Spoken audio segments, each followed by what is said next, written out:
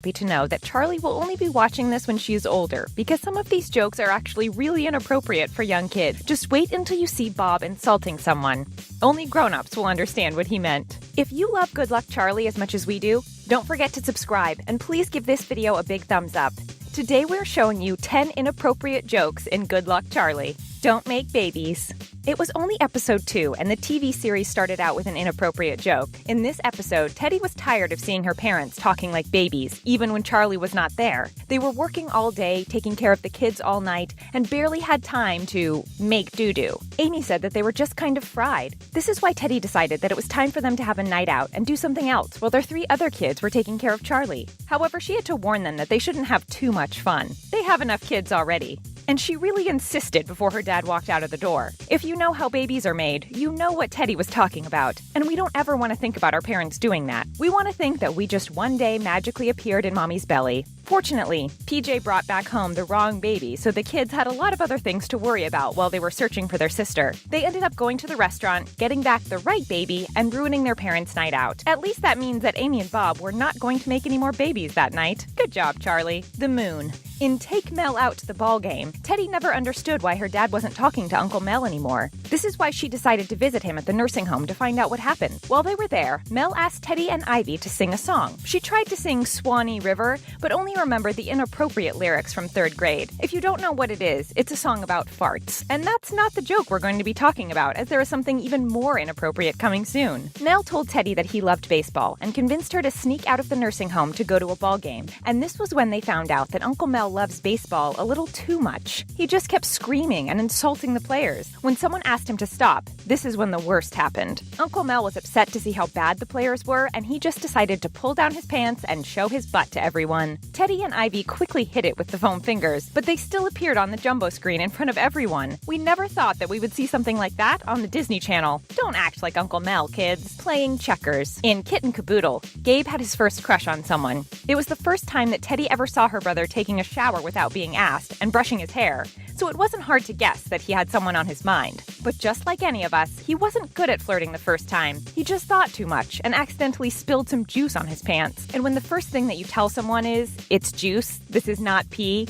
you know that things are not starting well. This is why he decided to ask his mother for help. Gabe talked with his mom about a friend who needed to know how to talk to girls. She easily guessed that this friend was him and advised Gabe to ask her a question and let her do the talking instead. Then he asked his mom if his dad ever got nervous talking to her. And this was when she started saying that they didn't do a lot of talking, but they mostly... She hesitated for a long moment before saying that they were mostly playing checkers. Lots and lots of checkers. Kids were probably thinking that this was not the funniest game to play, but all the grown-ups knew what Amy was talking about. They were already making babies at a very young age. It's complicated. In Duncan's Go Viral, Gabe tried to run for president for his class, room 12. Joe took this opportunity to tell him that she was not going to make fun of his poster. She was just going to tell him that it looked stupid. But this is not the reason why she was talking to him. He was surprised to see Joe trying to help him, saying that she could encourage the girls to vote for him. She will help him shoot a campaign video and put his baby sister in it. That seemed like a good idea. But weren't they supposed to be enemies? When Gabe asked her this question, Joe said that she doesn't want to put labels on their relationship. They both know it's complicated. Then, Gabe replied that he had this dream last week where she... And before he could explain what was happening, he just said that it was complicated. And we think we know what he was talking about. Hormones can make you think about a lot of things at that age. And we think that it involved a lot of kissing. Unfortunately, the next time he dreams about Joe, we think that he's just going to have nightmares. When we saw what she did with her video, we knew that they were clearly nothing more than enemies, not doing it. In one of the last episodes of the first season, the parents went a little crazy. Amy and Bob said that they had a big announcement to make. Teddy immediately replied that she hoped that they were not going to have another baby. And her mom said that they were not going to make that announcement ever again. Teddy asked her dad if he was completely clear on that, and he asked why she was pointing her finger at him. Making babies is a team effort, after all. When Gabe asked what he meant, they all suddenly felt uncomfortable. And this is when Bob took the opportunity to announce that they were going on a family vacation. They were going to Mount Bliss, the same place where Amy and Bob got married. This was when Bob said that the weekend they got married, they were not even planning on doing it. getting married. They didn't plan to get married. Judge Lawson told them that they were perfect for each other, so they finally did it. Got married. Gabe knew there was something they were not telling him, and Amy asked Bob if he had the talk with him. This is when he replied that he didn't even have the talk with his oldest son, PJ. Then his son just walked by and said that he was good. Everything was just really inappropriate in this scene for those who understood it. The bath. This episode just kept getting worse. Later in Snow Show Part 1, PJ decided to go snowboarding. Not understanding that he was not good at it, he just fell down the wrong side of the mountain before he was found by two beautiful girls. They took him back to their place and decided to take good care of him. No wonder why he kept asking if he was in heaven, because the girls thought that he was really cute too. This was when PJ took the opportunity to say that he was trying to defend his Olympic gold medal. The girls were really impressed, and when they saw that he was freezing, they both offered to give him a bath, a hot bath. As you can imagine, he wouldn't be wearing any clothes in this bath, and the girls seemed really happy about it. He even said that he was going to need more than one bath. We didn't see what happened in the bathroom, but right after, he was wearing nothing but a robe, and the girls were at his feet. Then, things got even more inappropriate when their father entered the room. PJ decided that it was best to leave quickly, took off his robe, and walked out of the room naked. We never thought that Disney Channel would show us something like this.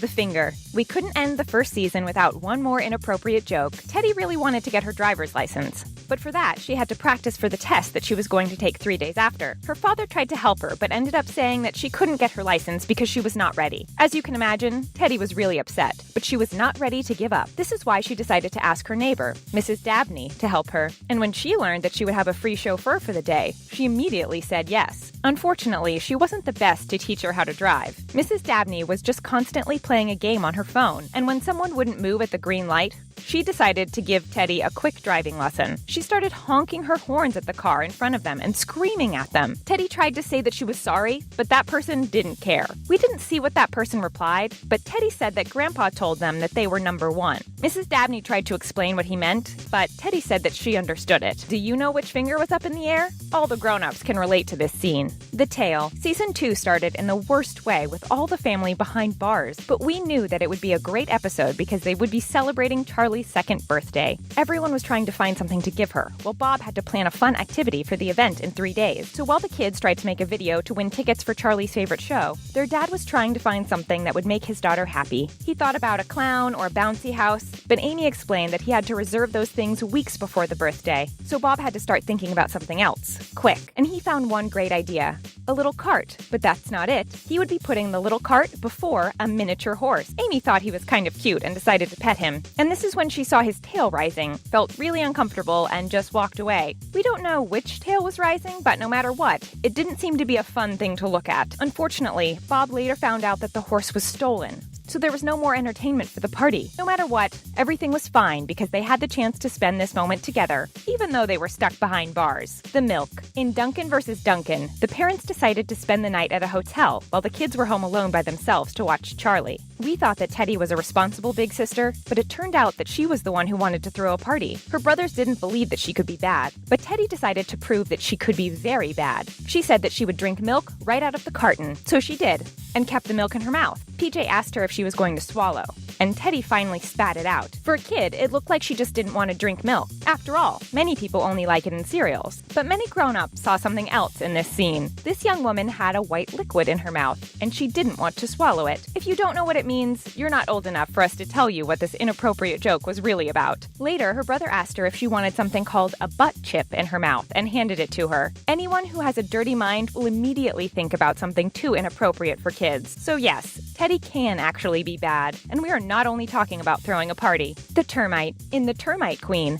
Bob was planning to go to a bug convention, but Amy didn't want to hang out with a bunch of exterminators in a cramped conference room to talk about gas. Teddy finally decided to join him so he would buy her a new car, but Bob wanted to make sure that he was better than the competition, and his daughter had to help him. Ready to do anything, Teddy decided to say yes just after the presentation. Bob told the other man that he could go squeeze himself. Any grown-up would understand that it clearly looks like another insult. And when you think about what he actually says, the insult still makes sense. We hope the kids watching this show won't be saying this anytime soon, mostly if they don't know what it means. And then things became even more inappropriate. Teddy was dressed as a termite queen, and she seemed to be enjoying it a little too much. The way she acted was just really weird, and there are still so many things that you need to see in Good Luck Charlie. Do you want to hear more about inappropriate jokes in another TV show? Don't be shy to tell us which show you would like us to talk about in the comment section down below. We love to hear what you think. And that's it for 10 inappropriate jokes in Good Luck Charlie. For more stories like this, make sure